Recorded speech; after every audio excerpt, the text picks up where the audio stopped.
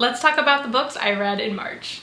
March feels like it took so long. Like, I look at the first book that I read in March and it feels like it was so long ago. I can't comprehend that that happened in the same month as the book that I just finished yesterday. But I got a lot of books read. I read 12 books this month, which I think is pretty good. That ends up being 3,039 pages, and I listened to 57.5 hours of audiobooks. And just keep in mind how I calculate that is if I'm reading and listening to an audiobook at the same time, I'll count the hours and the pages. The numbers could be a little bloated there. Then obviously if I'm just listening or just reading, then just count those. And then just some other stats. 4 of those books, so a whole third, came from my physical TBR, which I have back here. 6 books came from my library, whether that was an ebook or an audiobook. And then 2 books, so I did meet my goal, 2 books came from Kindle Unlimited. I feel like I got my money's worth out of Kindle Unlimited this month. That's great. Because I can't count and do all the numbers right here, I'll pop up a little graphic here of my split of audio, physical, ebook combo here. The first book I read in March was my book for my friends and I book club that we do, and that is The Invisible Life of Addie. This book is about a girl from the 1700s France who is cursed one day by a god so that she is very forgettable. Like, when people see her, they forget her right when she's out of their periphery, right out of their eyesight. And that leads to a really lonely life, and she's also immortal. We meet her, it's a bit of a dual timeline. We get to see how she's cursed and how that came to happen, and then we also see her in more of a present day where she meets a boy. And this boy can, for whatever reason, remember her. When I finished the book, I was in tears on my couch, and I was like, wow, this book is really amazing. 4.5 stars, really fantastic. Then I met with all my book club girlies, and we all kind of came into it being like, oh, I really enjoyed this book. And then we continued to discuss it and realized maybe this wasn't as good.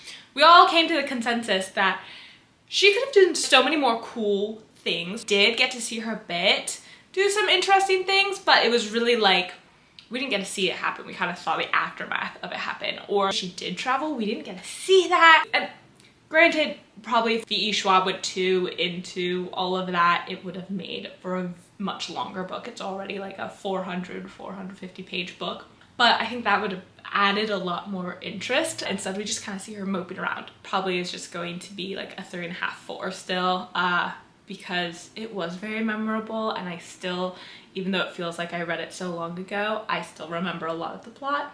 The next book I read was Glow by Raven Kennedy, and this is the 4th book in the Plated Prisoner series. So I'll kind of go into more of what that series is about, but it is on Kindle Unlimited. It's really long and wordy and quite repetitive, but I loved it. I've seen recently some people not loving the first book, and I fell in love with the first book. I think you kind of have to, you meet someone who's not so nice and you have to just kind of bypass it and just keep reading, but I loved kind of the twist and getting to know her. Where we're at now is she and the love interest are together. We really know all of the characters, and we have that found family aspect. In this book, it really felt like no plot. When I first picked it up, oh, I really enjoyed it.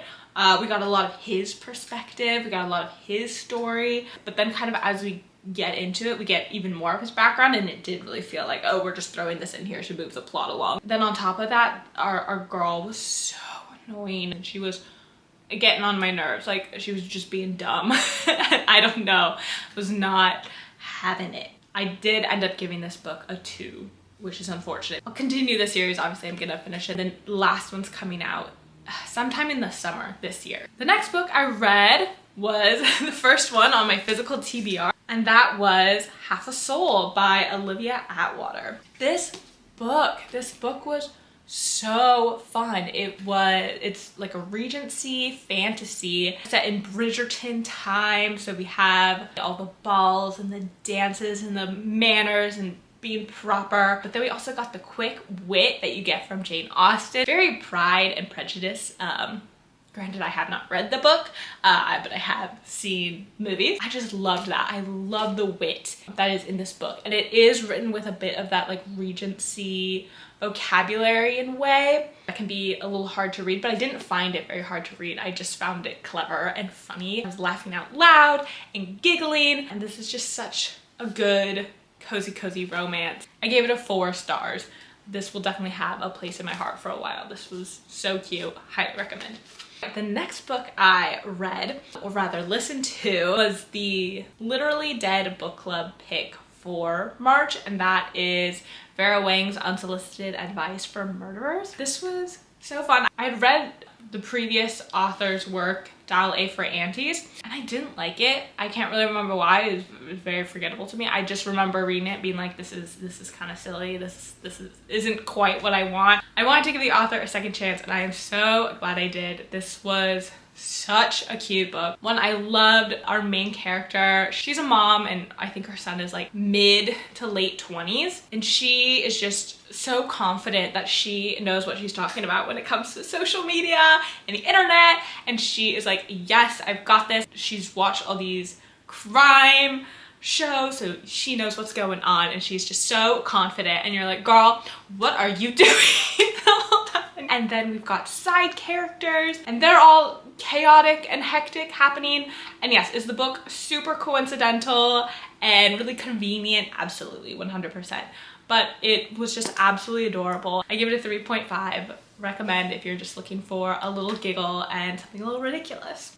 The next book I read was on my physical TBR, and that is Happy Place by Emily Henry. I finished this up actually on a train. I live in Boston, and I finished it up when we went to New York on the train. It's about a 4-hour train ride, and this was the perfect little getaway, total distraction, totally immersive read while I was on the train. The plot of this book is this couple break up. They've broken up, but they are like an integral part of this whole friend group. And this whole friend group goes on a yearly trip to like a beach house for a lobster fest. Have fun. But for whatever reason, they're like, we're gonna keep it on the down low. We're not gonna tell our friends. We're just going to enjoy this week with our friends, and we'll tell them afterwards. It'll be fine. It is dual timeline. We go back and forth between how they met and like current day, dealing with their friends not knowing their current life status. But all in all, there were some of the issues that they were facing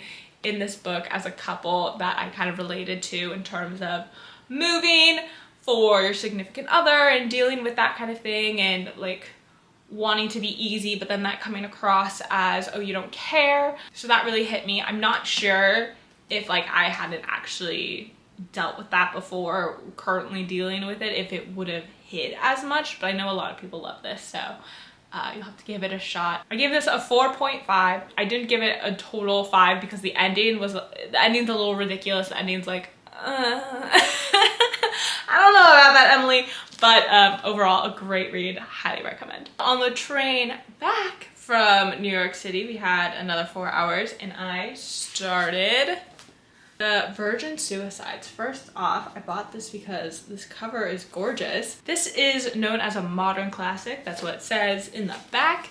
It was published in 1993. This book felt like something I would have read in high school English class, but in the best way possible. When I finished reading it, I literally spark noted it like I was in 12th grade AP English. But I was just so excited to dive into the themes and the motifs and the symbols. I actually annotated it quite a bit and tabbed it, and just had so much fun with this. I think the main theme out of this is the horror in the mundane. If you want to go into this, you do have to be prepared. Not a lot happens, but it's just these boys next door, their imagination going crazy, and just filling in the blanks of these girls that live next door who unalive themselves, and the boys next door are just trying to fill in the blanks of why did they do this, like what's going on, why is this family the way they are, like little glimpses they get, the tokens they steal and collect. It's so interesting. All in all, I just had so much fun diving into it and enjoying this. 4.5. The new book in the Hades Persephone world came out. The first one is A Touch of Darkness. So I re-listened to really fast, like on 2 speed to zip through it. I read A Touch of Malice, which is the book that comes right before the one that just came out in March, and that is A Touch of Chaos. But the plot of the Hades Persephone series is it's kind of an urban fantasy in that like there's gods and they like are part of modern day society, about a girl, Persephone. She's a goddess, but she's very sheltered from her mom. In this series, she goes to the mortal world to go to college. Hades, he is like this really dark, mysterious god. Everyone knows he's a god. And he owns like nightclubs and is dark and brooding. I don't totally remember the whole plot of A Touch of Darkness. It's just a really fun series, and if you know just a little, I don't know a ton of Greek mythology, but I know a little bit, and it's fun how that's all interconnected. It is a dark romance. It is quite smutty, and I do enjoy that. I think it's really fun. I think the scenes are pretty hot for the most part. Some of them are a little unrealistic, are quite unrealistic. Like if you've ever done it in a hot tub, it does not work. But anyway, I think I gave like A Touch of Darkness and kind of the other ones 3s for the most part, and then I just gave A Touch of Malice 4.5 and A Touch of Chaos 4.5 as well. How the series is set up is you get like A Touch of Darkness, and anything like titled A Touch of something is all from Persephone's point of view, and then there's like another kind of series that you read along with it from Hades' point of view. A game A Game of Fate is the first one from Hades' point of view. So anything with a game of is him. If you want to read A Touch of Chaos, because A Touch of Chaos is the last one, it's the last one of the series for both of them, so you do finally kind of get both point of views in one book, which is really nice, because it does get a little repetitive, especially if you're like reading them back and forth like really quickly, because it goes through like the same things just in one point of view or the other. Definitely worth reading Hades' point of view, because he's got like a whole other like plot lines going on. A Touch of Chaos, which is the new one that I read this month, it was so fantastic. Like I mentioned, you get everyone's point of view. It's really great because you really get the heroine, Persephone, kind of reaching that climax in her character arc of she's now the badass. She's saving her man and saving the world. I think if you're just looking for a little smutty, dark romance, there are some trigger warnings, and definitely look them up. But it is very fun, and I totally recommend this series if that's what you're into, obviously. Another series that I continued this month was the Before the Coffee Gets Cold series. I read the 3rd one, which is Before Your Memory Fades. I read Before Coffee Gets Cold in January, and the 2nd one, Tales from a Cafe, in February. I will say, it being the 3rd one, it is very repetitive.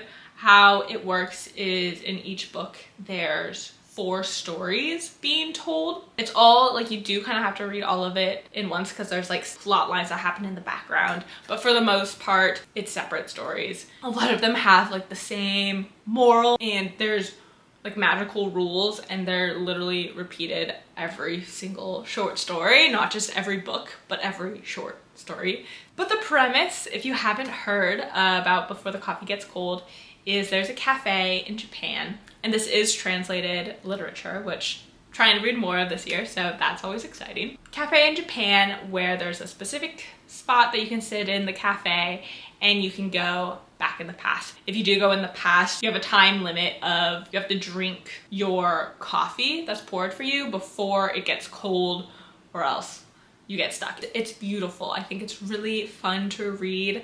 The 2nd one in particular, Tales from a Cafe, I cried in 2 or 3 of the stories.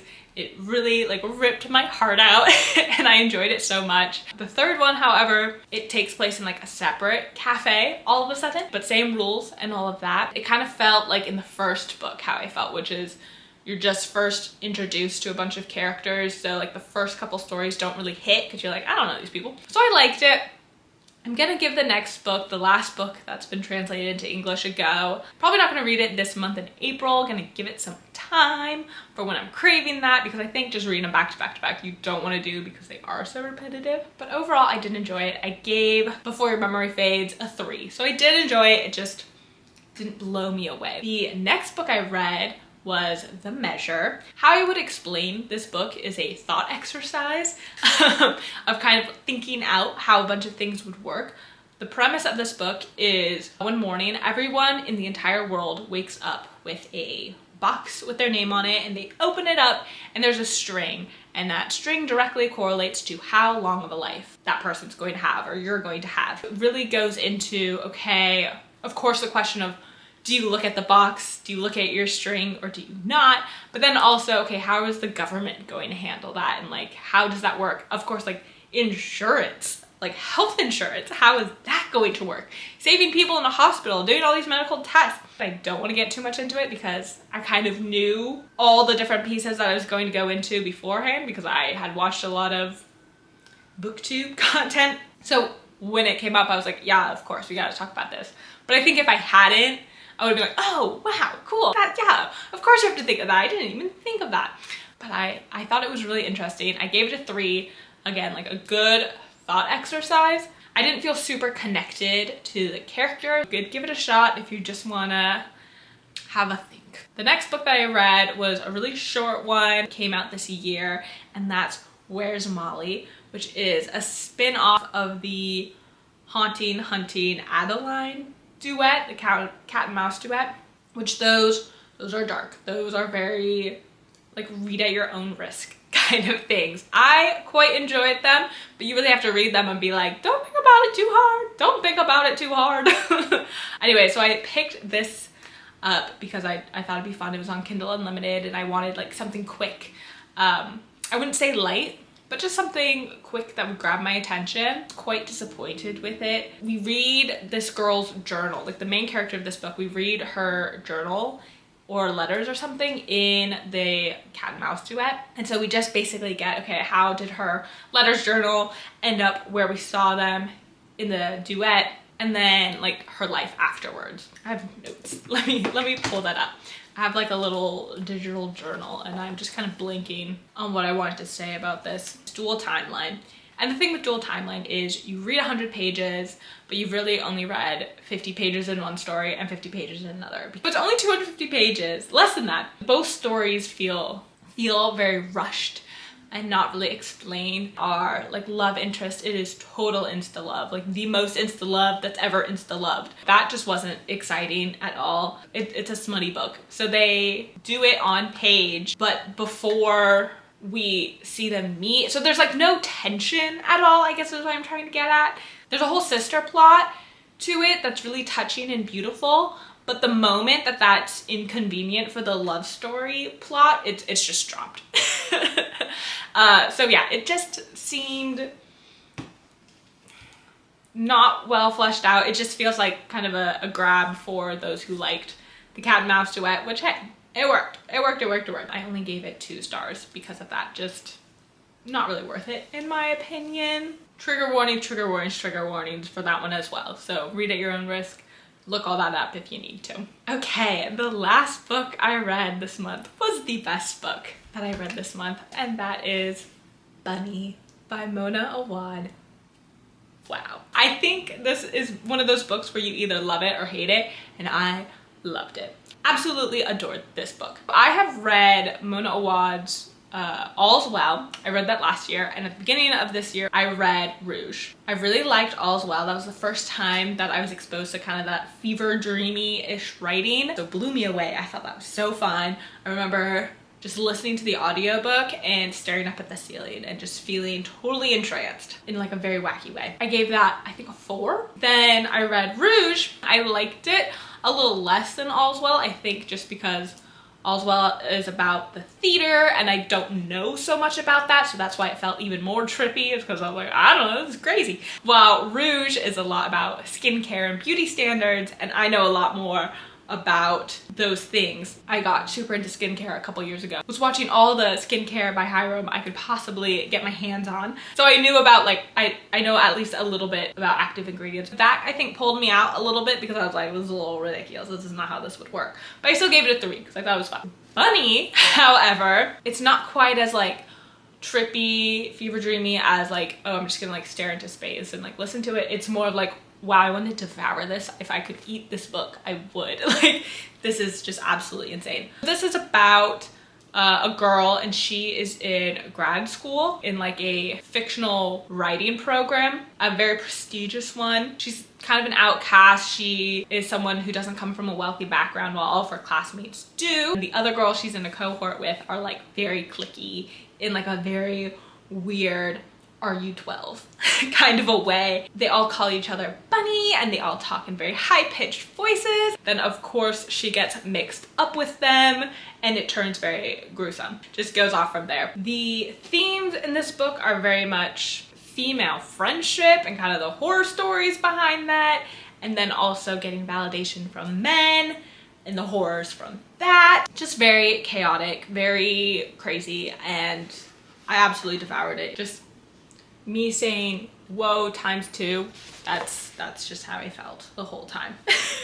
I could relate to so many of the things in this in kind of the worst way, but also never felt so seen. And I don't know if that's a good thing because this book is really messed up and really kind of tragic and sad in a lot of ways. If you've ever had like those toxic competing friendships, and like we all do, and it's okay, you grow, we live, we learn, we become better people. This is a fantastic book. All right, so that is all I have for you today. That was every book that I read in March this year. I hope that you got some good recommendations. I hope you found something interesting to add to your TBR and that this was entertaining for you. I will see you next time when I actually get to read something on this channel. All right, bye.